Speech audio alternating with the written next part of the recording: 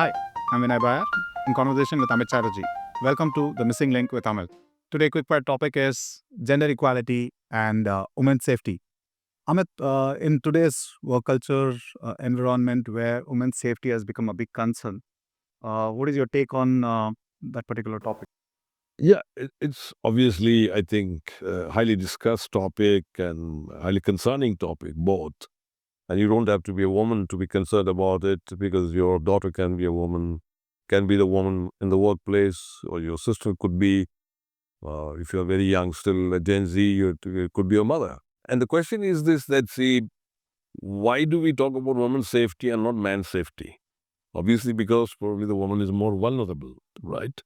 So when somebody is vulnerable, then we need to have socially certain guardrails so that that person doesn't get exposed because of the vulnerability. And I think that's where it is as far as I'm concerned, building those guardrails so that somebody who is vulnerable should not get exploited, okay, by people who can exploit the vulnerability. Coming back to women, uh, since I'm born as a man, so I can't be a woman for sure. But I have a daughter, I have a wife, I have a mother. Okay, so I can very well empathize from that point of view at least. And I worked with many women colleagues, both inside my country and outside. And I think those guardrails have to be there which prevents the exploitation of the woman's vulnerability, whether the vulnerability comes out because of the kind of work she has to do, whether it comes out because of the timing that she has to keep, for example, whether it comes out because of the kind of travel she has to do, or in the even the private home, it comes out because of the society she is in. Okay, it comes out because it's still a patriarchal society, and a woman is still part of the so-called husband's family for because of the inheritance rights and stuff like that. And so the woman is vulnerable over there. But then I don't know what's your next question, but if it goes into okay, what do we now do about it? I mean, for women, it's also, I mean, we have boundary lines like, there is POSH Act, Yeah, which is protecting them. There's a guideline, it's protecting. But even then, there are things which are happening. But on an implementation level, as a gender right, as an equal to a man, and establishing it, like you rightly brought up, with the time that we work in and the kind of a cross culture that we have. How do we do that? How do we establish it, even though there are laws implanted and no, implemented? I think on the side of the woman employees or woman professionals, women as individuals, I gave the example of me having vulnerabilities as a man. And if I'm in a situation where these vulnerabilities may get exploited and there are no guardrails to protect me, then it is upon me how I lead. So the same onus is on a woman when she is in a society where the guardrails may be there or not firm enough, etc., or not implemented fully enough, etc. There is an onus on that individual for sure, how she still manages herself, how she steers herself. And today women know this. I mean, there are women who carry certain things probably in their purses, to protect themselves. Some women I know are learning martial arts, for example. So all that is there, but it is not about just fighting the most extreme of the exploiters. It is also on a day-to-day level what happens. How does somebody look at you? How does somebody, address you? How does somebody, smirk while still asking you a typical work question? So all sorts of stuff is there. It's still not, completely dangerous, but it is, and it's not even condescension. Okay, it's like you are a different animal, and I can still play around with you. Okay, so therefore, the other side of it is that in addition to the guardrails, there should be in organization also planned trainings for the men. So the men also need to be not only trained but also supported.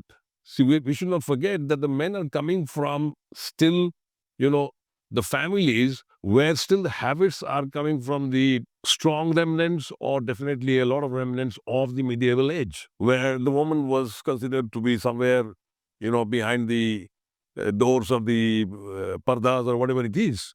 Even in educated families, the stereotypes of what the man is supposed to do, what the woman is supposed to do, they're still largely driven by those habits. before the Mughals came in, which is now almost, 800, 900 years back, okay, the women were freely able to do a lot of stuff. But I'm not really somebody who is into history. So the cause may be whatever, doesn't matter. Okay, history may be whatever, doesn't matter. We are supposed to become more civil. And in a civil society, civilized society, an individual is superior to being the gender the individual he or she is. We have to treat an individual as an individual first, and then as a woman or a man. Okay? And a man can be treated as a man, also separated from being the individual, and equally, the woman is also a woman, but separated from the individual. But in the workplaces, if that's the domain now, we do our, for example, podcasts, or, we share our thoughts. I think in the working domain, the principal thing is that, yes, the guardrails have to be there, but then we have to have training and also, really good support for the men so that they understand the value of being good individuals and then good men, and the same way also for the woman. But then there is another very big side, which is the personal space. Because I think the challenge of being a woman today in the work area is not only about the work area, it's about the families they come from and they go back to every day, just like the men come out and go back to. Now, if you are every day going back into, the 19th century or 18th century and coming back the next day morning to so-called 21st century, it's tough for anybody. Yep. Right? And you can't just leave it to an HR department of any company to bring it. And most HR managers are ladies today. And they're very well qualified. They're fantastic. And they're very competent. I don't think they leave any stones unturned as far as women's safety and, gender equality and implementation of POSH or anything. But then a organization is not just run by that HR manager or the woman. And even today, the majority are men anyway. Right? Finally, is the leadership or the management of an organization, which thankfully, by law, by POSH, they are held accountable, not the HR manager, for example. They're held accountable. I've been a manager for 15 years. I know I was accountable at the end of the day. And now, when you're held accountable by law, is your motivation to do things because you're scared that the law will ensnare you? Something goes wrong? Then I think you're not man enough. Or you're not leader enough. Let's face it. Let's be honest. I can't beat around the bush about this. Okay? It's not about, how well you speak, how well you what is your poison, how you, carry yourself, etc. It's about what you believe in. If you believe in, it does get manifested.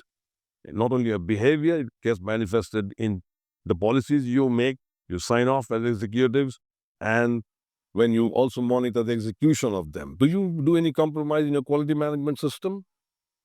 You don't. Then why compromises happening on POSH implementation? I leave it at that. Thank you, Amit. Thank you so much. Thank you.